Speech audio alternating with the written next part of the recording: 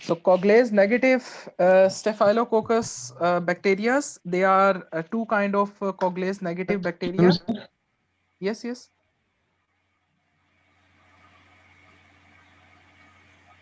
Yes, you have any Sir, question? why majority of the tests are false positive? Sir, why majority of the tests are false positive, sir? Everyone is telling that on news and everywhere that the PCR test have like they don't have Mhm. accuracy and almost 90% false positive. Okay. These techniques, the IgM and IgGs, or even for this PCR, yes, they have false negative and false positive results. First of all, when we take a sample from oropharyngeal or nasopharyngeal swab culture. We take the sample from these areas, oropharynx or nasopharynx. And it is not necessary that every time even the virus is present in your body, but maybe it is not present in your nasal secretions, maybe it is not present in your oropharynx.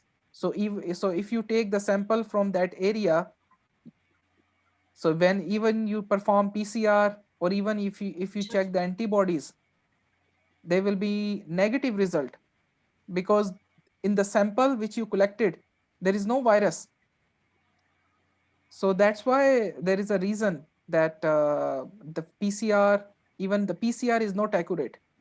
I think 60 or to 66% PCR is accuracy of PCR is about 66%, 60 to 66%. While rest of other viruses, the PCR is the most authentic technique, 99.9% accurate result if we perform PCR. But this COVID-19, even the PCR is not. Sir, how is Yes. sir how like there is a reverse transcript PCR? How is related to the simple PCR? Different term.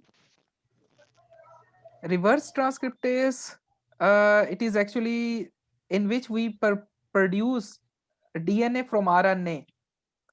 That's why we use this reverse transcriptase. But that is Okay, sir. RT-PCR. RT-PCR mean real-time PCR. It is not reverse transcriptase PCR.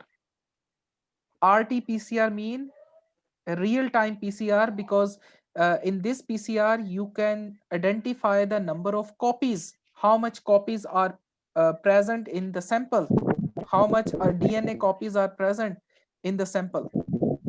Even at the same time, the The the PCR machine is also information of showing the you. virus. Please repeat. Sir, me it's RNA or with the DNA. Can you please repeat this?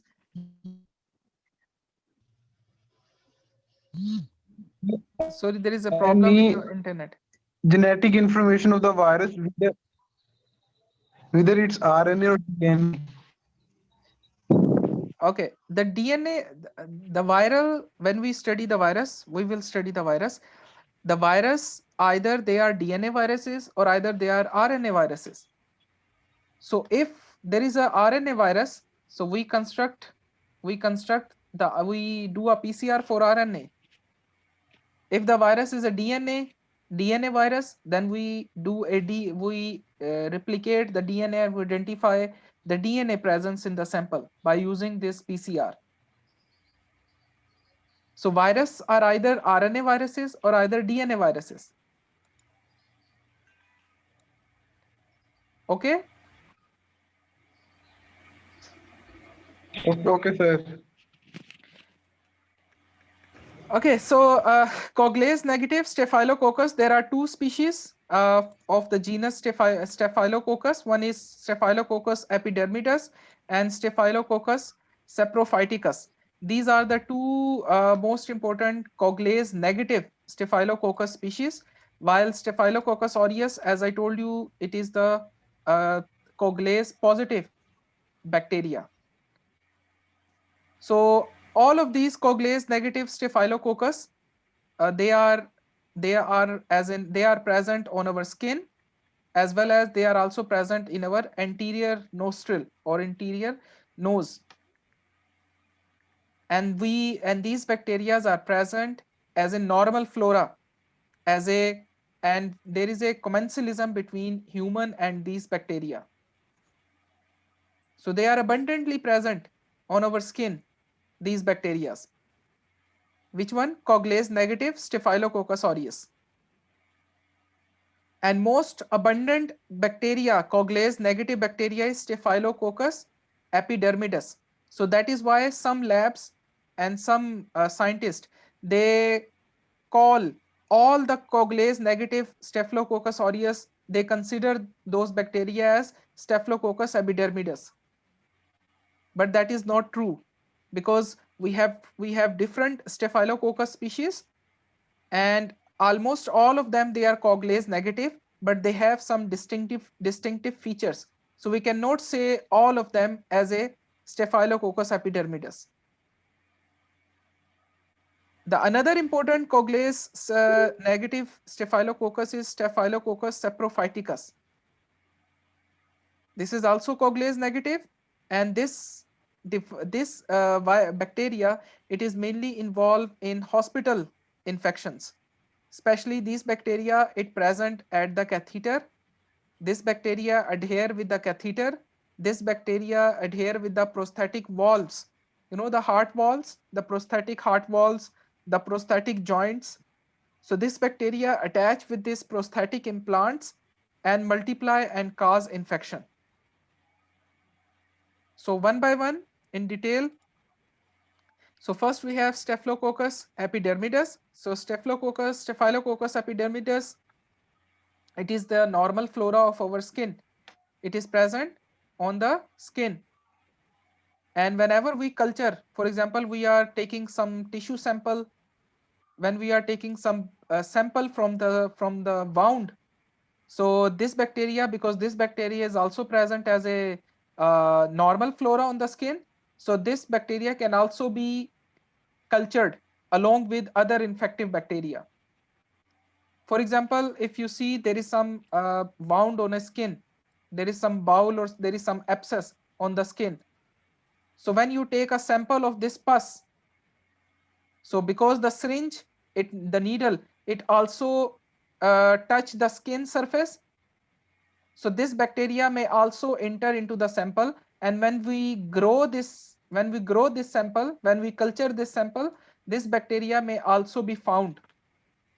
Okay, because this bacteria is present on the skin. So this bacteria, it has a very low virulence rate, like it does not cause very, you can say, life-threatening conditions, life-threatening disease. But this bacteria is virulent if a patient is having some prosthetic valves. For example, if a patient have prosthetic heart valves, prosthetic joints, so then this bacteria is dangerous. Then this bacteria is dangerous. And this Staphylococcus epidermidis, it is sensitive to vancomycin. So this is also a differentiating point between Staphylococcus aureus and Staphylococcus epidermidis. So how this Staphylococcus epidermidis, it actually attach with the surface of the implants. This bacteria, it secrete a polysaccharide that is known as slime. And this slime, it is actually it's a slime which help this bacteria to attach with the bioprosthetic material, especially, for example, if a patient have heart valves. And this slime, I think I have a picture as well. And this slime, this is actually the slime. So this slime, it also help the bacteria to attach, and this slime also provide immunity to the bacteria against antibiotic. So this slime prevent the bacteria from antibiotic as well. So that's how it can resist antibiotic. The next bacteria we have Staphylococcus saprophyticus. And this bacteria is mainly involved in, because it is hospital, most commonly it occur in hospital infections. But this organism, it is a normal flora of vagina in female.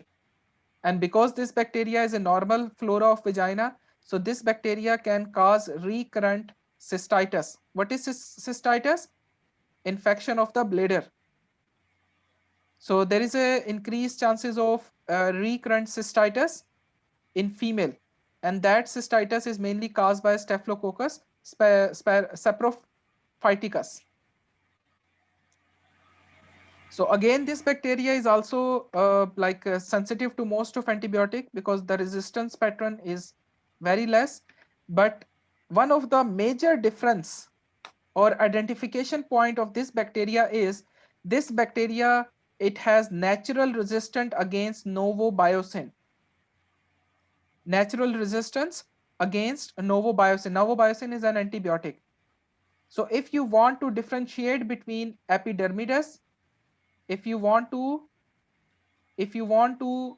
differentiate between epidermidis and saprophyticus bacteria, so what you do, you can use novobiocin.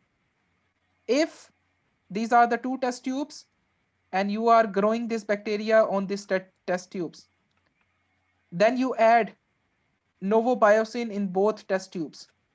Add this novobiocin in both test tube.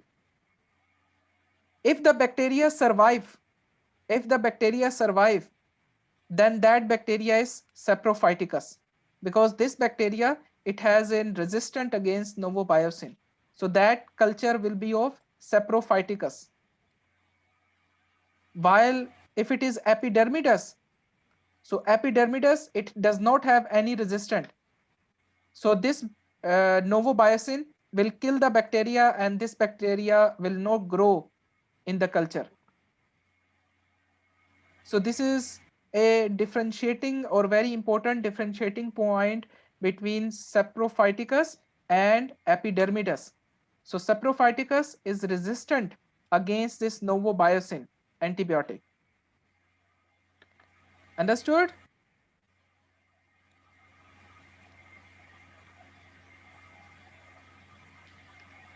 Okay, so these are also the differences between these three species of Staphylococcus: aureus, epidermidis, and saprophyticus. So only aureus is coagulase positive, but rest of them, they are negative. Only Staphylococcus aureus is mannitol fermented, is positive. I told you what is mannitol fermentation. While rest of them, they are mannitol, they cannot ferment mannitol. The colonies of Staphylococcus aureus is golden yellow, while the epidermidis, it's white. And this saprophyticus, it has a resistant against novobiocin, while epidermidis aureus, they both are sensitive to novobiocin. So this novobiocin can kill Staphylococcus aureus, can kill epidermidis, but it cannot kill saprophyticus. So this is one of the identification point of saprophyticus, as well as distinguish point among other species. Okay, this is just a summary of the Staphylococcus aureus and Staphylococcus other species. So now we have finished the chapter. So these are some questions. Please read the question and try to answer. So we have a 32-year-old woman become ill 4 days after the onset of her menstrual period. She presented in the emergency room with fever, 104 degree Fahrenheit, elevated white blood cells count, fever normal is 98.6, but she is having high grade fever, 104 degree. White blood cells are elevated, about 16,000, normal is 4,000 to 10,000. Yes, Staphylococcus epidermidis is not resistant, but some strain, they are resistant against vancomycin as well. Yes, resistance is also there in epidermidis against vancomycin. Okay. And an erythematous sunburn like rash on her trunk and extremities. She complained of fatigue, vomiting, and diarrhea. She had recently eaten at a fast food restaurant, but otherwise had prepared all her meals at home. The patient described most likely food poisoning, scalded skin syndrome, Staphylococcus saprophyticus infection, chickenpox, or toxic shock syndrome. So, what is the answer?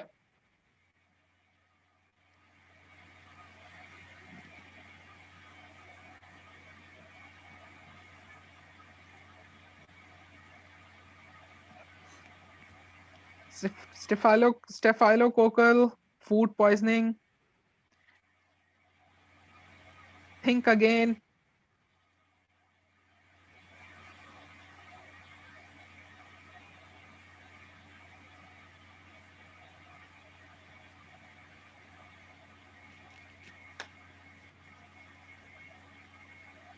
Okay, so the answer of this question is toxic shock syndrome. If you remember, we studied in toxic shock syndrome, there is a sunburn like rash, there is a high grade fever, there is a, although this diarrhea and vomiting is showing that the patient have food poisoning, but sunburn like rash and high grade fever, these two components are showing that the patient is having a toxic shock syndrome. So patient have toxic shock syndrome. If you see here, toxic shock syndrome. So what are the symptoms of toxic shock syndrome? High grade fever, sunburn like rashes, vomiting and diarrhea, and there will be a hypotension or multi-organ involvement. So this is a toxic shock syndrome. Food poisoning, although it is a gastroenteritis, it's a gastroenteritis, but in gastroenteritis, there is vomiting and diarrhea. There is no fever and there is no skin color change. There is no skin color change. There is no erythema. So there is no any sunburn like rash in gastroenteritis. So this is a difference.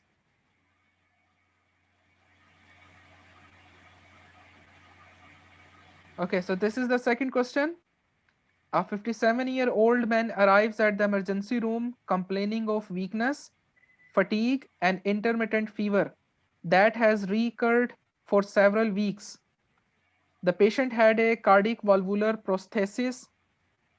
So patient have a cardiac prosthetic valves. 5 years earlier, he implanted these valves. Physical examination reveals patchy, pinpoint non-race purplish red spots that is caused by intradermal hemorrhage. This is known as patchy. On the chest and stomach, these patches are present. Blood cultures grew catalase positive, catalase positive, coagulase negative, catalase positive, coagulase negative cocci. The gram-positive organism failed to ferment mannitol and their growth was inhibited by novobiosine, which is the most likely infection agent.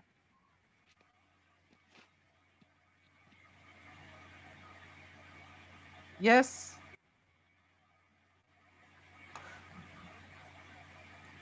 okay, very good. It's C. It's we have what clue we have from this case. Patient have prosthetic valve, and we just know that we just studied that the saprophyticus it it it cause infections, especially in patients who are having prosthetic valves or prosthetic joints. Second, the patient is novobiosine resistant. So there is only one bacteria which is novobiosine resistant, that is Staphylococcus saprophyticus. So this is the answer. The last question, We have an 18-year-old child was brought the pediatrician office with what appeared to be a sunburn. So the child, 18-month-old child, having a sunburn like a sunburn, although the parents denied that the child had been ever exposed to the sun. So there is no exposure to the sun. The parents did recall seeing an area of redness and small blisters on the child's arm the night before. Which of the following virulence factor is critical to this disease manifestation? So that is toxic shock syndrome, toxin, pentane, valentine, lucidin, protein A, capsule, or exfoliatin. Which virulence factor it is responsible for causing this sunburn like skin or erythema?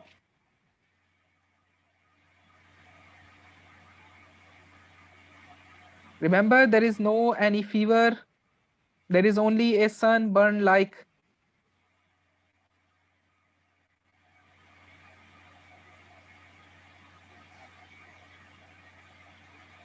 Which virulence factor it cause this sunburn like appearance or sunburn like erythema?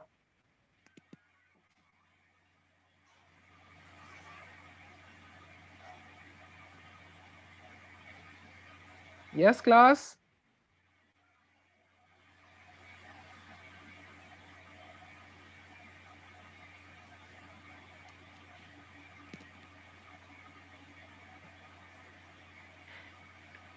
Okay, if we go back to the virulence factor of this Staphylococcus aureus, we have studied about this exfoliatin. So this exfoliatin is causes scalded skin syndrome. So that sunburn like symptom, it is caused by this exfoliatin. So exfoliatin toxin is responsible for that, because the patient is complaining that there is a redness and small blisters it appears on the child arm.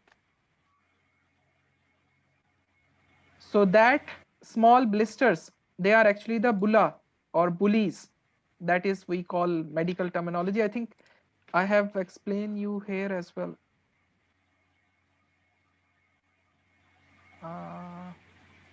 Here, this is bulla. So this is this is because of this exfoliatin toxin.